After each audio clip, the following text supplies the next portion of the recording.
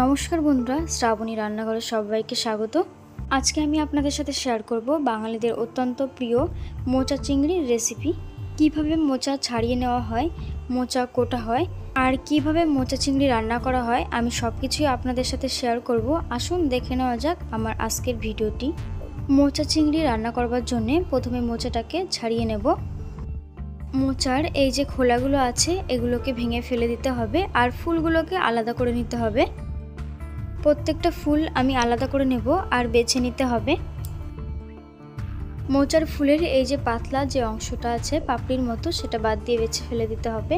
আর ওপরে মাথার দিকে একটা লম্বা কাঠির মতো আছে ওটা বেছে ফেলে দিতে হবে। দেখুন মোচার ফুলের এই দুটো অংশ বেছে ফেলে দিতে হবে। এইভাবে প্রত্যেকটা মোচার ফুল আলাদা আলাদাভাবে বেছে নিতে হবে। আর মোচা যদি ঠিকমতো বাছা না হয় তাহলে রান্নার পর এগুলো ঠিকমতো সেদ্ধ হয় না, মুখে পড়বে আর খেতে একদমই ভালো লাগবে না। তাই ঠিকমতো বেছে নিতে হবে। আমার সমস্ত মোচার ফুল বেছে নেওয়া হয়ে গেছে। এবার হাতে একটু তেল মাখিয়ে নিচ্ছি, কারণ মোচাতে ভীষণ পরিমাণে কষ আছে আর এই কষে হাতও কালো হয়ে যায়।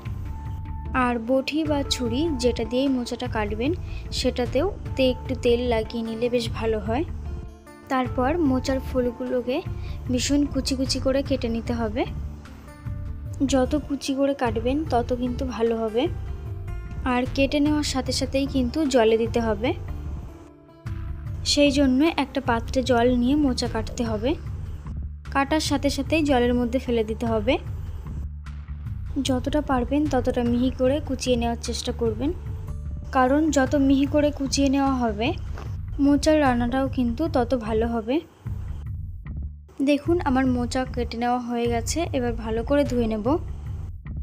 ভালো করে ধুয়ে নেওয়া হয়ে গেলে মোচাটাকে সিদ্ধ করে নেব। আর যেহেতু মোচা চিংড়ি তাই লাগছে এখানে চিংড়ি নিয়েছি, পরিমাণ মতো চিংড়ি।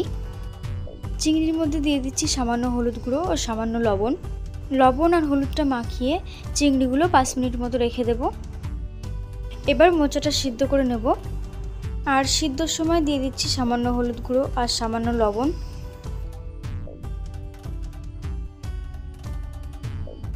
দেখুন মোচাটা সিদ্ধ হয়ে গেছে। এবার জল ঝরিয়ে নেব। এবার চিংড়ি মাছগুলো ভেজে নেব। তার জন্য তেল গরম করে আগে থেকে লবণ হলুদ মাখানো চিংড়ি মাছগুলো দিয়ে দিলাম। তারপর গ্যাসের ফ্লেমটা মিডিয়ামে করে দিয়ে চিংড়ি মাছগুলো হালকা করে ভেজে নেব।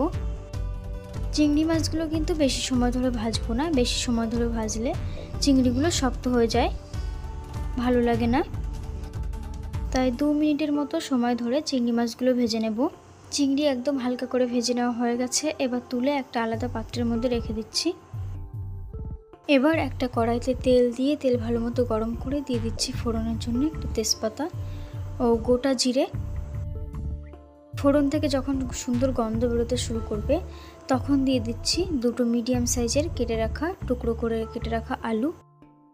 এবার আলুগুলোকে মিনিট 3 সময় ধরে হালকা করে ভেজে নেব।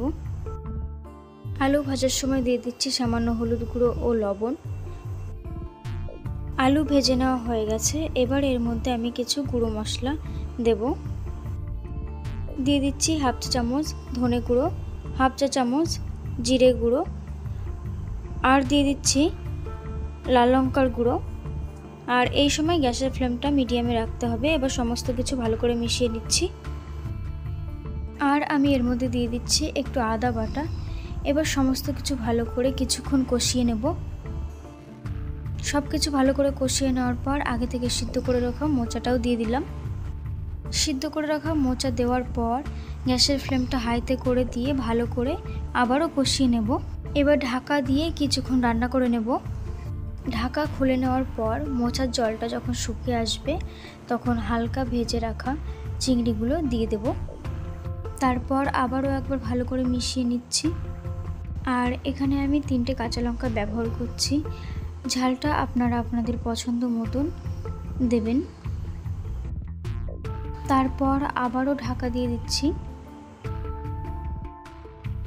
এবার আমি এখানে দিয়ে দিচ্ছি স্বাদ মতো চিনি। আপনারা আপনাদের স্বাদ মতো চিনিটা ব্যবহার করবেন। চিনিটা দিয়ে ভালো করে মিশিয়ে নিচ্ছি। আর সব শেষে দিয়ে দিচ্ছি গরম মশলা। তারপরে আবারও ভালো করে মিশিয়ে নিচ্ছি। আর আমাদের মোচা চিংড়ি একদম তৈরি। খুব কম উপকরণে তৈরি হয়ে গেল দারুণ সুস্বাদু একটি রান্না। গ্যাসের ফ্লেমটা বন্ধ করে ঢাকা দিয়ে কিছুক্ষণ রেখে দিচ্ছি স্ট্যান্ডিং টাইমে, তারপরে পরিবেশন করব। আশা করি আজকের রেসিপিটি আপনাদের ভীষণ ভালো লেগেছে। যদি ভালো লেগে থাকে তাহলে একটা লাইক করবেন ও চ্যানেলটি সাবস্ক্রাইব করবেন। আর পাশে থাকা বেল আইকনটা অবশ্যই প্রেস করে দেবেন, কারণ যখনই আমি কোনো নতুন রেসিপি দেবো খুব তাড়াতাড়ি আপনাদের কাছে পৌঁছে যাবে। আজকের মতো এই পর্যন্ত, দেখা হচ্ছে আবারও নতুন কোনো রেসিপি নিয়ে। ততক্ষণে সবাই খুব ভালো থাকবেন, সুস্থ থাকবেন।